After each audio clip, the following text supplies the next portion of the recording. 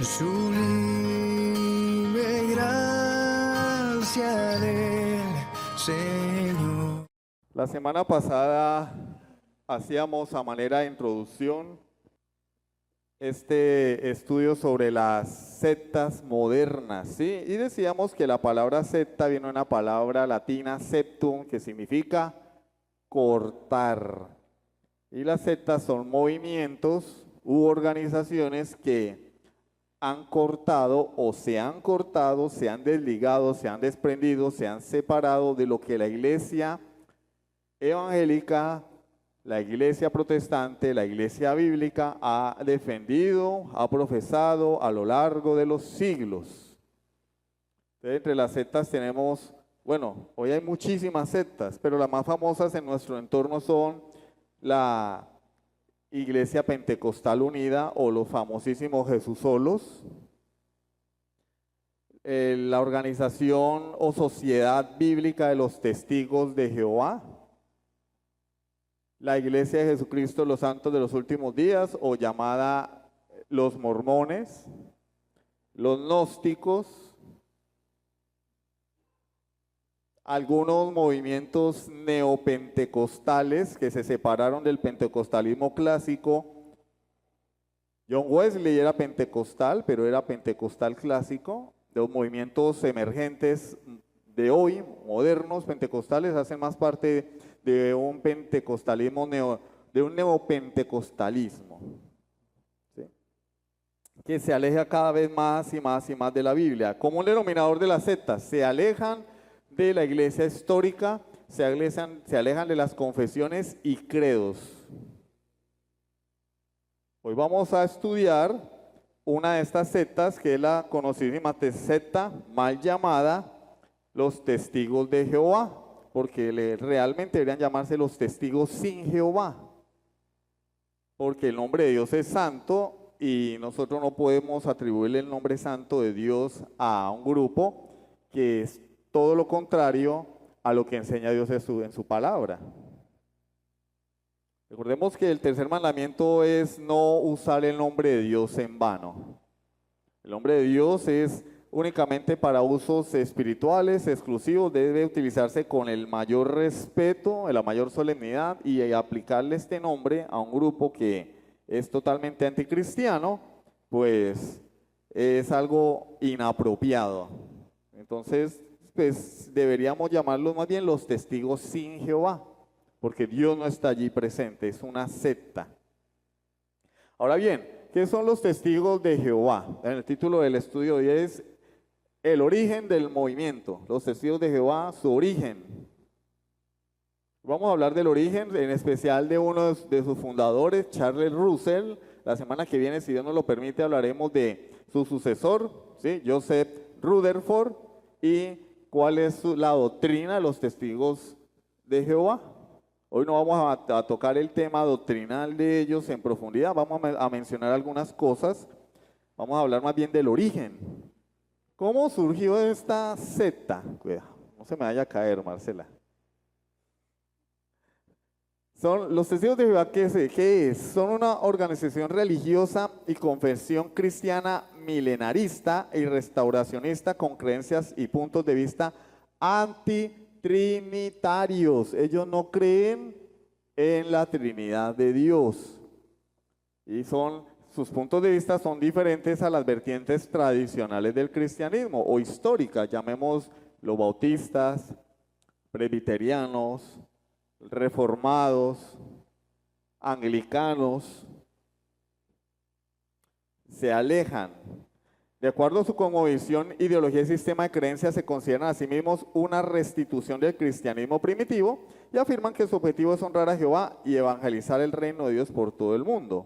Su entidad jurídica, la Watchtower Bible and Tract Society de Pensilvania, fue fundada en 1881 por Charles Taze Russell, quien la presidió hasta el día de su muerte en 1916. La famosísima Sociedad Bíblica de la Torre del Vigía. Eso es lo que significa Watchtower. Tower, torre, y watch, vigía, o el atalaya.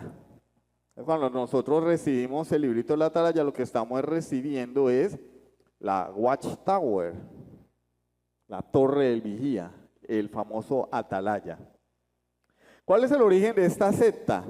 Bueno, es como algo, no vamos a entrar en teorías de la conspiración, pero es muy particular que en el siglo XIX se originaron estas sectas. El movimiento adventista, los mormones, los testigos sin Jehová.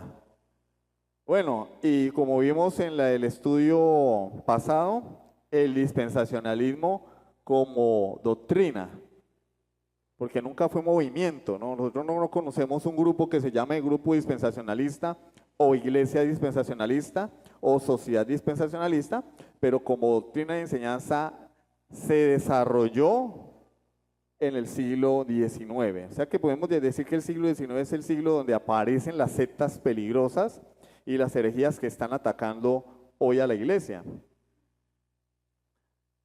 ¿De dónde surge esto? Bueno, un predicador bautista oído, no era incrédulo, no era ateo, era un predicador bautista llamado William Miller, predijo que Cristo regresaría al mundo en 1843. Un predicador bautista. Según su predicción, a principios del siglo XIX, sus seguidores crecieron a casi 50,000 miembros. A medida que se acercaba la fecha que él predijo, Miller se vio obligado a recalcular la fecha varias veces, cambiando de marzo de 1843 a marzo de 1844, finalmente a octubre de 1844. ¿Qué ocurrió aquí? El hombre predijo que Cristo iba a venir en una fecha, 1843, resulta que no vino.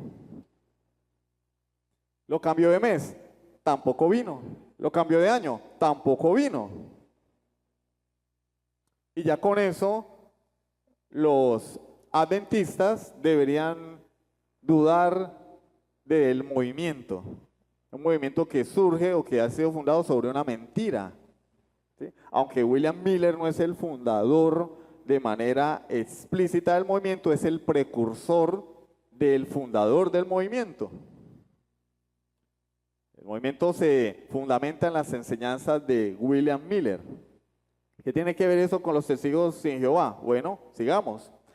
Las fechas pasaron, no ocurrió nada, el movimiento se derrumbó, se formaron grupos disidentes de este movimiento, pero se mantuvo en estos grupos el espíritu del movimiento y de allí surgieron los adventistas del séptimo día.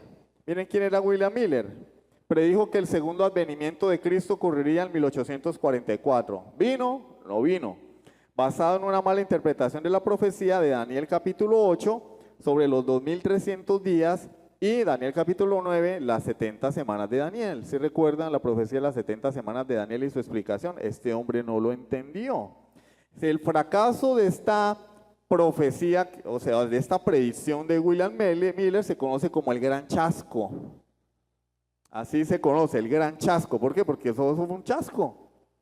Y podríamos decir el gran fiasco, porque fue un fraude, no se cumplió su profecía.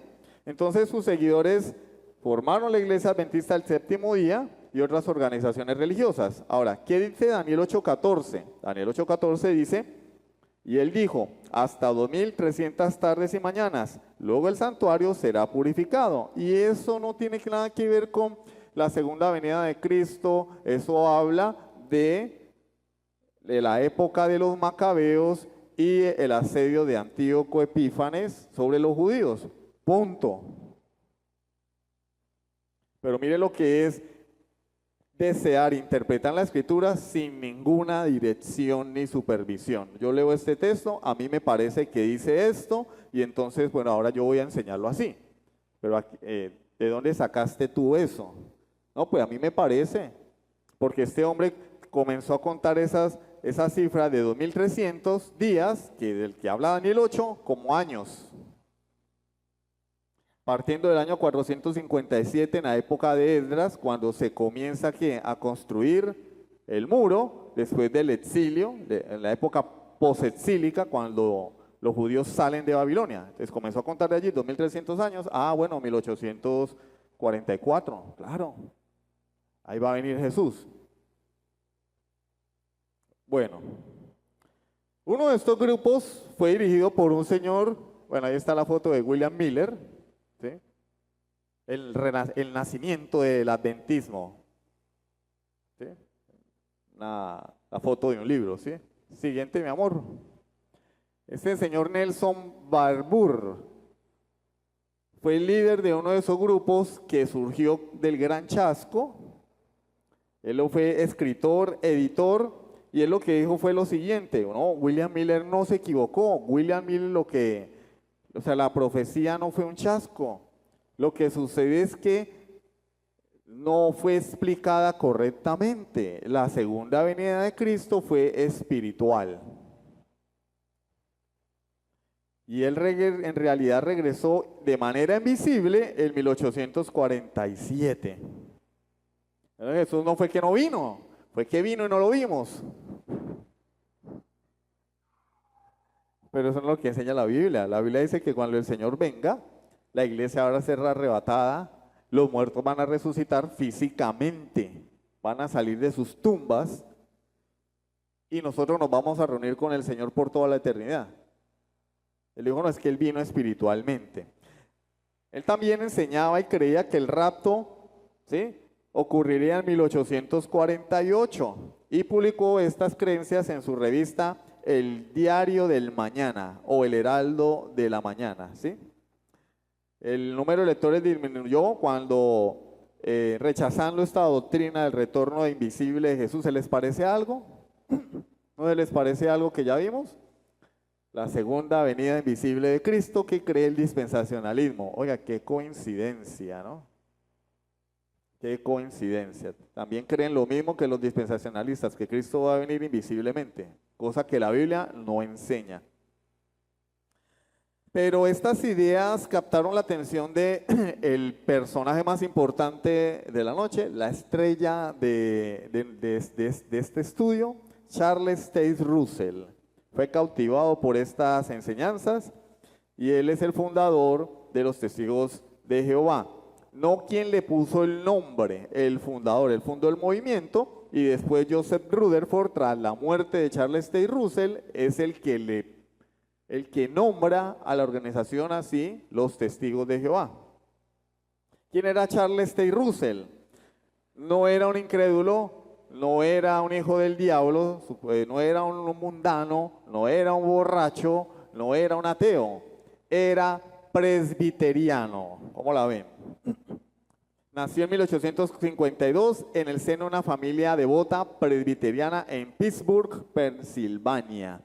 A la edad de 16 años, como cualquier persona en algún momento de su vida, comenzó a perder la fe, comenzó a dudar de sus enseñanzas, tuvo un debate con un ateo y pues se frustró porque tal vez no tenía convicciones firmes y cayó en una confusión ante el debate con este ateo, lo mismo que le sucedió a Arminio. Arminio era calvinista. ¿Sí sabían eso? Que Arminio era calvinista. Pero cuando Arminio pierde un debate, entonces cambia de bando, porque sus convicciones no eran firmes. Y lo mismo le pasó a Charles Russell. Era presbiteriano, conversó con un ateo, se dio cuenta que había dentro de la iglesia, o se dio cuenta no, le pareció a él que había muchas inconsistencias doctrinales dentro de la iglesia evangélica y dijo, no, aquí no es. Cuestionó la existencia de Dios porque muchas sectas religiosas afirmaban ser seguidores de la verdadera interpretación de la Biblia, pero sus doctrinas se oponían. Pero después en una reunión casual él conversa con un adventista y esto despierta su interés. Ahora, ¿de qué hablo con el adventista? Pues de los temas en común. La segunda venida de Cristo, el reinado milenial de Cristo. ¿A qué se parece, no? Se parece a algo que ya vimos, ¿no? Temas llamativos, asombrosos, temas que generan en nosotros morbo, que se generan en nosotros una inquietud malsana por saber cosas que la Biblia no nos quiere mostrar, porque Dios no nos la dio. Dios no nos dijo cuándo iba a ser la segunda venida de Cristo, ni cómo iba a venir, ni en qué fecha, absolutamente nada de eso nos dijo. Solamente nos dijo que iba a venir con sus ángeles, punto. Y en este hombre se reactivó su fe, entre comillas. Y después se unió a un grupo liderado por un hombre llamado Jonas Wendell. En 1870, ahí está, Jonas o Jonás, como quieran, Wendell, que había sido fuertemente influenciado por las enseñanzas de William Miller. ¿Quién era William Miller? El precursor de los adventistas, predicador bautista, que comenzó a enseñar y a profetizar la segunda venida de Cristo de manera errónea.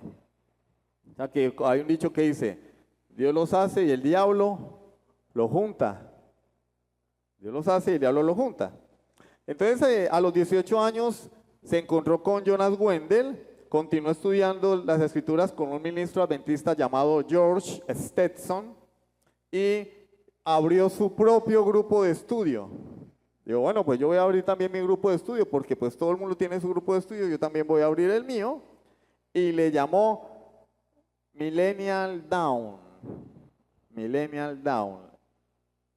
como el nacimiento del milenio. Me suena como a Yu-Gi-Oh, ¿no? Los artículos del milenio. Los que no han visto Yu-Gi-Oh pues no entienden la referencia. Wendell, influenciado por las enseñanzas de William Miller, rechazó las creencias cristianas tradicionales del alma inmortal. Miren, rechazan la inmortalidad del alma, rechazan el infierno, rechazan el castigo eterno de Dios. Estos movimientos se caracterizan por eso. Los testigos de Jehová, si no lo sabían, no creen en el infierno. Ellos creen en algo que se llama aniquilación, es decir, el que no se convirtió a su secta, pues cuando se muera, desaparece. Así como en Los Vengadores, cuando Thanos hace el chasquido con el guantelete, ¿sí se lo vieron? ¿No se lo vieron? Pues véanselo. Pero hasta ahí no más. Después de Infinity War, todo es basura. Basura y lavado de cerebro. Pero hasta Endgame, todo bien. Después de eso, basura, feminismo, homosexuales y puro lavado de cerebro. Pero hasta Endgame, bien. Cuando Thanos hace el chasquido, la gente se desaparece, se pulveriza, se desvanece. Y los testigos de Jehová dicen, cuando el hombre muere sin convertirse a nuestra secta, pues ¿qué pasa? Se desvanece y ya, chao, se acabó todo. No hay castigo para el pecador, según los testigos de Jehová. Rechazan la inmortalidad del alma, solamente van a recibir vida eterna, entre comillas, quienes sean adeptos al movimiento. Los 144,000 y los demás, porque los 144,000 dentro de la teología de los testigos de Jehová son un grupo especial. No es que solo se van a salvar 144,000, no. Se van a salvar los 144,000 y los demás se llaman la muchedumbre, o sea, los de segundo nivel, los de segunda categoría. Bueno, Wendell interpretó incorrectamente las escrituras de los libros de Daniel y Apocalipsis y predijo que Cristo iba a regresar en 1873. Adivinen, ¿vino? No vino. ¿Se equivocó? Sí. ¿Y qué pasa? Nada, no pasa nada, ¿cierto? Cualquiera puede hablar en nombre de Dios, equivocarse, que no pasa nada, ¿cierto? No lo van a meter preso, puede decir cualquier burrada, cualquier barbaridad y nada pasa. En este mundo puede que no, pero la ira de Dios está sobre estas personas. Entonces Russell, al igual que Wendell, o sea, asimiló la enseñanza de Wendell, asimiló la enseñanza de Miller y rechazó el concepto del infierno y la inmortalidad del alma. Y en la década de los 70, 1870, publicó 50,000 copias de un folleto que se tituló El objeto y la manera del regreso de nuestro Señor. Allí explicaba sus puntos de vista sobre la segunda venida de Cristo y la batalla de Armagedón. Este hombre no era pobre. Charles Russell era hijo de un hombre rico, de un empresario. Cuando su papá muere, él recibe la herencia de su padre. En aquel momento, en el siglo XIX, $300,000, que extrapolándolo al día de hoy, serían unos entre 7 y 8 millones de dólares. Y entonces lo que este hombre hizo fue vender su empresa, sus tiendas, para financiar su proyecto, que era una editorial. Comenzó a hacer publicaciones y a venderlas, y eso le generó a él dinero. Ahora bien, después aparece otro personaje, que es el señor que acabamos de mencionar. ¿Dónde está la foto de Barbour? Por favor, mi amor, hacia atrás.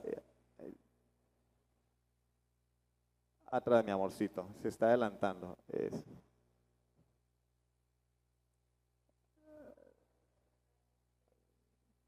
Ah, entonces vamos para adelante. ¿Sí ven que el pastor se equivoca? No está Barbura y... Ah, yo podría jurar que lo había puesto. No, hacia atrás, mi amor, se adelantó mucho. Vamos para atrás, atrás. Hacia atrás, antes de Wendell, antes de Russell. Ajá. Yo sabía que lo había puesto ahí. Yo lo sabía, lo sabía. ¿Quién es este hombre, Barbour? Bueno, ya lo dijimos, él publicó, ¿cierto?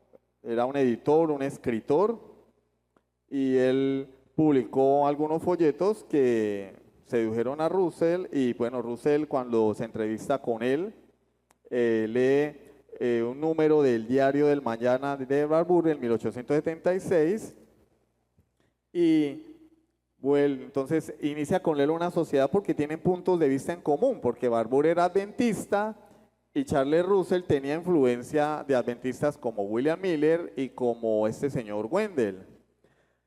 Barbour creía que Cristo regresaría en 1874 para traer una hoguera o un avivamiento. Pero ¿qué pasó? Llegó 1874 y no sucedió nada, como ustedes sabrán. Entonces, él dijo, no, lo que pasa es que él va a venir no de manera física, sino de manera espiritual. La parusía, ¿sí? La palabra griega, la parusía, que es la venida de Cristo, es invisible. Y Cristo sí vino en 1874, lo que pasa es que no lo vimos. ¿Y entonces a qué vino? ¿A qué vino? ¿A qué vino? Ustedes sabrán que la doctrina de los adventistas enseña que Cristo iba a venir en el siglo XIX, pero como no vino, entonces ellos reescribieron su doctrina y dijeron, no, lo que pasa es que en el 1844 lo que hubo fue que él pasó al santuario celestial. Ahora, ¿cómo lo vieron? ¿Con un telescopio lo vieron viajando por las nubes, entrando al santuario de Dios? No. Pero se lo sacaron de la manga y ahí la va la gente creyendo eso. Entre las enseñanzas que introdujo Barbour estaba la opinión de que los cristianos que habían muerto serían resucitados en abril de 1878. ¿Sucedió? No sucedió. Más mentiras, falsas profecías. Russell se sintió impulsado a dedicar su vida a lo que estaba convencido ahora que eran los 2 últimos años antes del regreso de Cristo. O sea, él dijo, no, Cristo va a venir. Y dedicó su vida a enseñar eso. Por eso la literatura de los testigos de Jehová está enfocada siempre en el regreso de Cristo, en el fin del mundo, en el reino milenial. Ese es el enfoque de ellos. Y Russell patrocinó a Barbour para que él difundiera su doctrina. Entre los dos redactaron y editaron el libro llamado Three Worlds, que combinaba puntos de vista restauracionistas con hipótesis escatológicas. La enseñanza de este libro decía que los tratos de Dios con el hombre se llevaban a cabo a través, adivinen de qué, dispensaciones. O sea, en su escatología son dispensacionalistas. Y cada dispensación termina con una cosecha. Cristo regresó como un espíritu invisible en 1874, inaugurando la cosecha de la era del Evangelio. Y en 1914 sería el fin de un periodo de 2500 años, 2520 años, llamado el tiempo de los gentiles. Entonces, la Biblia efectivamente habla de los tiempos de los gentiles, pero haciendo referencia a la gran tribulación que ocurrió en el año 70, y el Señor dice que Jerusalén sería hollada hasta que los tiempos de los gentiles se cumplieran. Y los tiempos de los gentiles indica allí es la era evangélica hasta que el último de los gentiles se convierta, que a su vez también implica la conversión de los judíos a lo largo de toda la historia evangélica. Entonces él decía, en el 1914 se van a cumplir los tiempos de los gentiles y viene el fin del mundo en 1914. Va a ser el fin de la economía, el fin de los bancos, el fin de la sociedad como la conocemos, porque en 1914 va a venir Jesucristo a instaurar su reino milenial en la tierra. ¿Qué sucedió en 1914? Nada. No sucedió nada. Entonces comenzó a haber desacuerdos entre estos dos, entre Russell y Barbour, y en 1879 se separaron por diferencias doctrinales irreconciliables. Y en julio de ese año Russell comenzó a publicar la revista Science Watchtower and Herald of Christ Presence. ¡Qué mal inglés! El Heraldo de Cristo, la Torre del Vigía, que era el precursor de el Atalaya. El precursor de la Atalaya. Comenzaron a publicar esa revista que ustedes muchas veces o en alguna ocasión recibieron en la casita, ¿cierto? Y allí se afirmaba que el propósito de Russell era demostrar que el mundo estaba en los últimos días y que este mundo iba a ser transformado en el reinado de Jesucristo y que eso era de carácter inminente.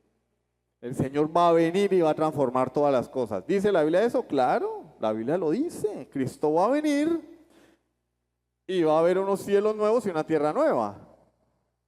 Pero ese no es el eje central de la predicación del Evangelio. El eje central de la predicación del Evangelio es Cristo ya vino, murió por nuestros pecados, ofrece vida eterna a todo el que crea en Él, el que se arrepienta y crea en Jesucristo.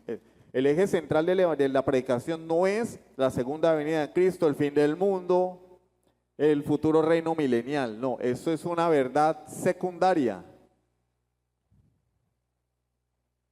Yo no voy a convertir a la gente diciéndoles que el mundo se va a acabar. Por eso estos movimientos fantásticos predican un falso evangelio, porque no hablan del pecado, no hablan de arrepentimiento, no hablan de la muerte de Cristo, sino que dicen, el mundo se va a acabar. Usted sabía, miren, los últimos tiempos, las guerras, y usted lee la Atalaya y hay una pregunta allí que dice, ¿algún día acabarán las guerras? Y claro, oiga, sí, esto es interesante, venga, vamos a leerlo, claro. Pero ¿por qué la pregunta no debería ser, ¿has creído en Jesucristo para que tengas vida eterna? ¿Te has arrepentido de tus pecados? Yo no he visto el primer Atalaya que diga eso, o el primer despertar. Siempre es hablando de la situación mundial, las guerras, las enfermedades. Cuando vino el COVID, todo era hablando del COVID como una plaga. Bueno, en 1881, la Sociedad Watchtower Tract de Sion se formó como una agencia administrativa con el propósito de difundir tratados, artículos doctrinales y Biblias con el pastor, entre comillas, Russell, porque así le llamaban. Él nunca dijo ser pastor, así le llamaban. William Henry Conley era el presidente y Russell era el secretario de la organización. 3 años más tarde, el 15 de diciembre del 84, Russell se convirtió en presidente de la sociedad cuando ésta se constituyó legalmente en Pensilvania. Y miren lo que dice Russell. Russell, el fundador del movimiento, miren lo que dice, atención, porque nosotros decimos la iglesia de los testigos de Jehová. Ni siquiera su fundador dice eso. Russell dijo, esta es una asociación empresarial meramente, una conveniencia empresarial para difundir la verdad. Russell dijo, no somos una sociedad religiosa. Entonces, estamos aprendiendo, porque nosotros decimos, no, pues la iglesia de los testigos de Jehová. Primero, ni ellos mismos se creen iglesia, por lo menos no sus fundadores. 2, son una secta, no son una iglesia, porque para que sea una iglesia tiene que ser bíblica e histórica. Porque si no, se cayó la promesa de Jesús. Jesús prometió yo edificaré mi iglesia. Entonces a Jesús se le olvidó durante 19 siglos su promesa y en el siglo XIX se acordó que tenía que edificar su iglesia y le dio la revelación a Charles Russell para que fundara la iglesia. No, no, no, no. Nada más se alejaba de la realidad. Por eso estos movimientos modernos, emergentes, son falsos. Son falsos, hay que tener cuidado con ellos, no porque hablan de Dios. Pues la Biblia dice que Satanás se viste como ángel de luz. Satanás no va a venir a hablarnos de que del macho cabrío, ni de la estrella de 5 puntas, ni que hay que sacrificar gallinas, gatos, perros, ni que hay que secuestrar niños. No, la Biblia dice, Satanás se viste como ángel de luz y no es extraño que sus ministros también se vistan como falsos ministros del evangelio. Entonces son una asociación empresarial, una asociación u organización. En palabras de Charles Russell, una conveniencia empresarial para difundir la verdad. No son una iglesia ni siquiera en las mismas palabras de su fundador. Entre 1886 a 1904, una serie de publicaciones posteriormente conocidas como Estudios de las Escrituras en Español o Studies in the Scriptures, darían forma a la ideología y creencias escatológicas del movimiento religiosos, basadas en ¿qué? En el interés de Russell por la piramidología. Entonces el hombre, el que no cree en Cristo cree en cualquier cosa. Este hombre se volvió loco y empezó a estudiar las pirámides. O sea, se le fundió el cerebro. Ay, usted está faltándole al respeto. Esa gente, este hombre, no estoy hablando de los testigos de Jehová como tales, este hombre no merece respeto. Porque es un falso profeta, un falso maestro que ha engañado a muchos. Se puso a estudiar las pirámides y otras prácticas esotéricas vinculadas a la egiptología del siglo XIX como un mecanismo para estudiar la escatología bíblica. O sea, para este hombre la Biblia no era suficiente y se puso a estudiar las pirámides egipcias. Porque empezó a seguir los pasos de egiptólogos y escritores como John Taylor, Charles Piazzi Smith y Joseph Seyss. ¿Dónde está Joseph Seyss? Por favor, mírelo ahí. Mírelo ahí. Como para agarrarlo de esa barba, ¿sí o no? Joseph Seyss y Russell, basado en los estudios de Joseph Seyss, sostenía que la pirámide de Giza en Egipto fue construida por los hebreos por mandato de Dios. La Biblia no lo dice. La Biblia no dice que construyeron una pirámide. Ahora, que fueron esclavos en Egipto, sí lo dice la palabra del Señor. Pero ¿cómo podemos nosotros asegurar que la pirámide de Giza fue edificada por los hebreos, que Dios les dio un mandato divino para que edificaran esa pirámide? Adoptó la terminología de Seyss refiriéndose a la pirámide como la Biblia en piedra. Oigan esto, la Biblia en piedra o la piedra testigo y profeta de Dios. O sea, esa pirámide es la palabra de Dios. Es la piedra testigo, es la piedra profética. Le ganó a Harry Potter y la piedra filosofal. ¡Qué locura! Sostuvo que textos bíblicos como Isaías 19 profetizaron una comprensión futura de la gran pirámide. O sea, el tipo vio la pirámide en la Biblia, en Isaías 19. Y creía que los diversos pasajes de la pirámide, ¿sí?, ascendentes y descendentes, representaban conceptos bíblicos escatológicos. O sea, el hombre vio en los pasajes de la pirámide la Biblia, conceptos bíblicos escatológicos como la caída de la civilización humana, la provisión de la ley mosaica, la muerte de Cristo. O sea, en la pirámide le hablaba al hombre, el hombre veía una pared y decía, mira, aquí nos muestra la muerte de Cristo. Aquí nos muestra el fin de la civilización. Mira, aquí nos dice que Dios nos va a dar la ley mosaica, el juicio final, la instauración del reino de Dios en la tierra. Los cálculos de Russell se basaron en el supuesto de que cada centímetro de los distintos pasajes representaba un año. El hombre se puso a medir, a recorrer la pirámide y a medir el recorrido. Cada centímetro es un año. Y en eso basó sus predicciones falsas, porque ninguna se cumplió. Fechas de acontecimientos escatológicos como las referidas a los años 1874, 1914, 1918 y otros años posteriores, adoptadas posteriormente por los presidentes que le sucedieron como Rutherford, Knorr y Franz, son parte de la ideología y como visión escatológica de las publicaciones de la sociedad Watchtower, o sea, la Torre del Vigía o el Atalaya. ¿De dónde surgió eso? Surgió eso de las publicaciones esotéricas de Russell. Entonces, esto no son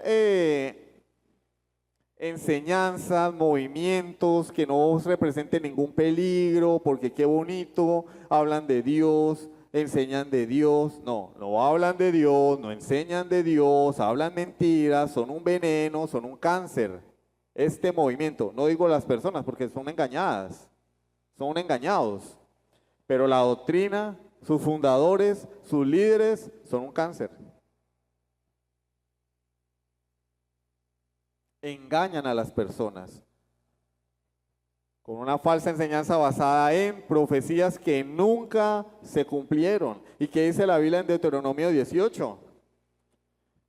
Si el profeta habla de parte de Dios, si su profecía no se cumple, debe morir. Debe morir. Porque ha hablado en nombre de Dios con atrevimiento. Dice, no tendrás temor de él. Lo vimos la semana pasada. No tendrás temor de él.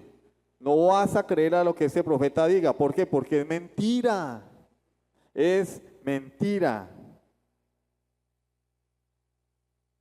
Sin embargo, pues las personas creen. El profeta que tuviera la presunción de hablar palabra en mi nombre, a quien yo no le haya mandado hablar, o que hablar en nombre de dioses ajenos, el tal profeta morirá. Estos hombres se presentaron al mundo trayendo mensajes que Dios nunca mandó, profetizando cosas que Dios nunca habló, poniendo fechas para la segunda venida de Cristo, para la resurrección de los muertos, para el fin del mundo, que Dios nunca dijo y que nunca se cumplieron. ¿Por qué deberíamos creer en esas enseñanzas? ¿Por qué deberíamos tener temor de esas enseñanzas? ¿O por qué deberíamos considerar que son una iglesia bíblica cuando la historia y las evidencias demuestran totalmente lo contrario? Es una mentira, es una estafa, es un fraude. La doctrina de Russell, la doctrina de Charles Russell, bueno, estableció que Apocalipsis 7 hablaba de dos clases celestiales de cristianos. Óiganlo ya, hay 144,000 que son los cristianos de verdad, los de pura cepa, que van a ser sacerdotes de Cristo. Y los demás, o sea, ellos no enseñan como nosotros pensábamos que solo se salvan 144,000, no. Se salvan 144,000 que van a estar trabajando con Jesús directamente, sacerdotes de Cristo, y los demás pues van a ser una gran compañía que va a ser perfeccionada en un plano menor, como los ángeles, y le van a servir a los 144,000. De manera que si tú te aburres en esta iglesia y te vas para los testigos sin Jehová, pues vas a ser un servidor de los 144,000. Qué honor tan grande, ¿cierto? Si tú te vas para la iglesia de los testigos de Jehová y te conviertes, te haces adepto y seguidor de esa falsa doctrina, pues no vas a ser siervo de Jesucristo, vas a ser siervo de los sacerdotes de Jesucristo. Ya van a ser los 144,000. Ciudadanos de segunda clase, ¿sí o no? Él creía que en 1878 marcó la caída de Babilonia, cuando Dios juzgó oficialmente que la cristiandad había resultado infiel. Cuando habla de cristiandad, habla del catolicismo romano. Creía que el tiempo del fin en Daniel 12 iba desde 1799 hasta 1914, ya lo dijimos, él anunció que en 1914 era el fin de la civilización humana, el sistema bancario, la economía, las escuelas, y el establecimiento, la venida de Cristo para establecer su reino milenial. ¿Ocurrió? No ocurrió. Que hasta iban a llegar los tiempos de los gentiles. No ocurrió. En 1897 comenzó a enseñar que el Armagedón comenzaría en 1914. ¿Ocurrió? No ocurrió. Respecto al reino milenial en el que ellos creen, Russell afirmaba que sería administrado desde Jerusalén en una nación restablecida de Israel, o sea, el Israel del reino milenial, y bajo el control de los antiguos profetas judíos. O sea, Ezequiel, Daniel, Amós, Oseas, Abdías, Jonás, Elías, Eliseo iban a ser los administradores de ese reino. Con el tiempo toda la humanidad sería resucitada a la tierra en orden inverso a la muerte, o sea, todos nosotros y de últimos Adán y Eva, en orden inverso. Y pues íbamos a ser instruidos para ser obedientes a Dios a fin de alcanzar la vida eterna. Entonces, ¿yo para qué creo en Cristo si no voy a alcanzar la vida eterna, sino que tengo que entrar a ese reino milenial y allá aprender y estar al servicio de los 144.000 presididos por los profetas del Antiguo Testamento? Pues, entonces, ¿para qué creo en Cristo aquí en vida? Es porque la salvación para ellos no es por creer en Cristo. Eso lo vamos a ver la semana que viene. Al principio de la resurrección, los antiguos dignos, Abraham, Isaac, Jacob, serían levantados para ocupar puestos de superintendentes y representantes del gobierno celestial que se llevaría a cabo desde Jerusalén. El milenio, según Russell, comenzó en 1874 y se prolongaría hasta el 2874. ¿De dónde sacó eso? Ah, pues claro, pues que 1800 más 1000, 2800. Ay, el hombre era un genio de la matemática, ¿no?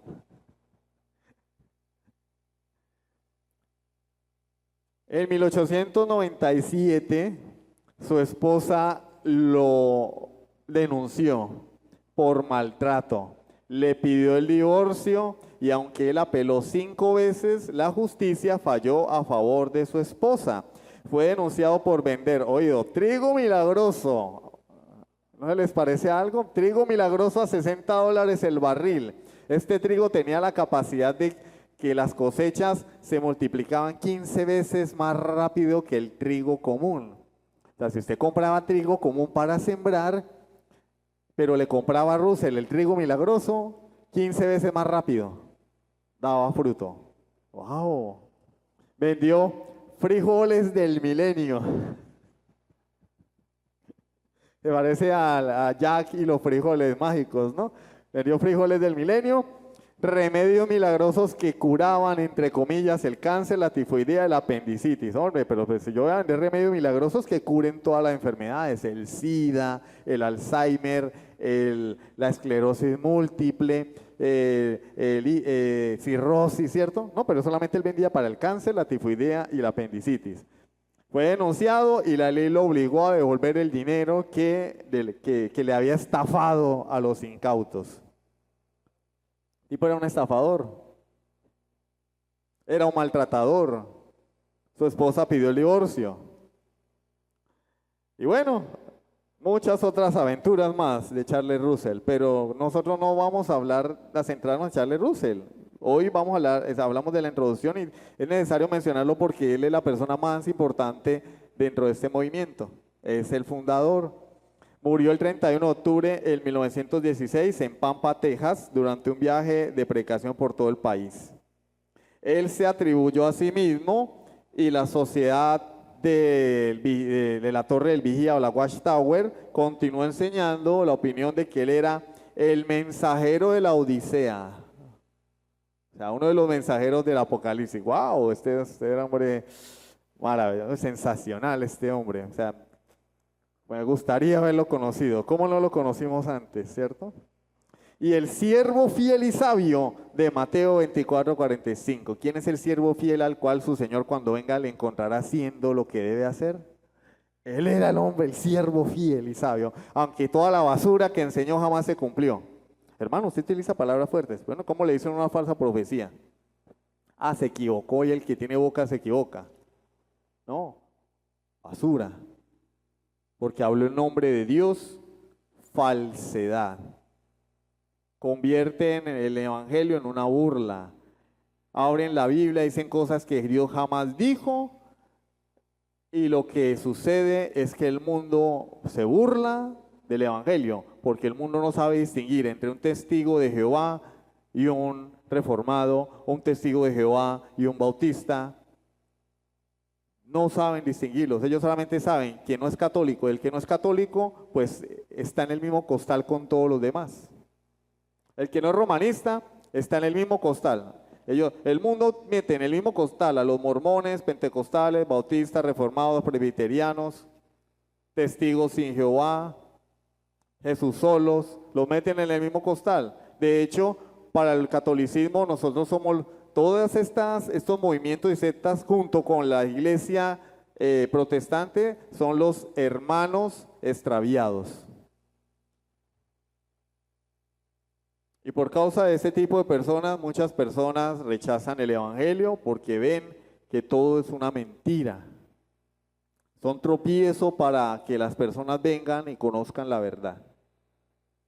Cuando uno dice, yo soy evangélico, hay personas que dicen, usted es de los testigos, usted es de los que salen a tocar las puertas, y uno dice, no, esos son otros. Y tiene uno que ponerse a explicarlo, porque la gente no lo sabe distinguir. Nos asocian con esas sectas, por la ignorancia y la falta de información. Pero la palabra de Dios es clara. Todo hombre que profetice, su profecía debe cumplirse, so pena de muerte. Si no se cumple, oído que es que nadie vaya a escuchar este audio y diga que es que yo les mandé a matar a los falsos profetas, y no. En la ley de Moisés, pena capital. Nosotros no somos una religión-estado, no somos un estado, somos una iglesia. Por eso esa ley civil, porque era parte de la ley civil del Antiguo Testamento, caducó, porque ya Dios no reina sobre una nación-estado, sino sobre un pueblo al cual llamó iglesia, y es una nación espiritual. Como dice el apóstol Pedro, primera de Pedro 9, somos que una nación santa, real sacerdocio. Jesús le dijo a Pilatos en el Evangelio de Juan, mi reino no es de este mundo, somos una nación espiritual. Por eso nosotros no practicamos todo ese tipo de castigos severos, porque no somos una nación terrenal. Pero lo que nos enseña esto es que Dios aborrece a todo aquel que habla en su nombre mentira. Y ahí caen los falsos maestros de hoy en día, el falso evangelio de la prosperidad y todas las sectas que ustedes conozcan. Que no se apeguen a la escritura y que se divorcien de la historia. Charles Russell no quería nada con el concilio de Nicea hasta nuestros días. Charles Russell afirmaba que todo lo que venía después del concilio de Nicea en el año 325 hacia acá era falso. No aceptaba los concilios. Nosotros somos una iglesia histórica. Tenemos una historia. La doctrina que nosotros creemos, profesamos y defendemos no la inventamos ayer. Esto no fue que el pastor Boris abrió el garaje de la casa, el hermano Boris abrió el garaje de la casa, se montó una iglesia y empezó a enseñar lo que le venía en gana, lo que se le ocurría, lo que le vino a la cabeza. No, esto tiene siglos de historia. Y lo más importante, tiene el fundamento bíblico. Porque también el hecho de que una iglesia sea histórica no quiere decir que sea verdadera. Lo que hace verdadera una iglesia es que sea bíblica. Pero la iglesia de Cristo es bíblica y es histórica. Tiene un trasfondo histórico que ya lo hemos enseñado en varias ocasiones. Bueno, este es el origen de los testigos de Jehová. La semana que viene hablaremos de el sucesor de Charles Russell, Joseph Rutherford, que continuó con el legado de Russell. Después viene el caldo de gallina Knorr, bueno, porque ese es el apellido del sucesor de Rutherford, Knorr. Pero lo vamos a hacer brevemente para entrar de una vez en materia sobre la doctrina de los testigos de Jehová. Yo quiero saber qué es lo que creen los testigos de Jehová. Listo, lo vamos a ver si lo permite la semana que viene. Y después, ¿qué vamos a ver? Después vamos a refutar la doctrina de los testigos de Jehová con la palabra del Señor. Vamos a ver qué es lo que enseña la Biblia de verdad. ¿En dónde está la falla de ellos? ¿En dónde está la mentira? ¿Sí? Vamos a orar. Padre Celestial, te damos gracias por tu palabra. Gracias, Señor, porque nos has ayudado hasta aquí. Gracias, Dios mío, porque tú no nos has dejado sin guía. La torre de la atalaya no es la sociedad Watchtower fundada por Charles Russell. Jesucristo es la torre fuerte. Jesucristo es la roca de nuestra salvación. Y el verdadero vigía es todo aquel que predica el evangelio fielmente, empezando por los profetas del Antiguo Testamento, los apóstoles y profetas de la iglesia primigenia, y los hombres que han sido fieles a la Escritura a lo largo de los siglos y que incluso han dado sus vidas por su fidelidad a ti, Padre Celestial. Y todo aquel que hoy anuncia el evangelio con fidelidad, a pesar de las circunstancias, a pesar de las dificultades, a pesar de las amenazas, ese es el atalaya y el vigía, el mensajero de la palabra de Dios. Y es un enorme privilegio poder anunciar las virtudes de aquel que nos llamó de las tinieblas a su luz admirable, Señor. Dios mío, bendice a tu pueblo, danos sabiduría para entender estas cosas. Te lo suplicamos en el nombre de Jesucristo. Amén. Sublime gracia del Señor.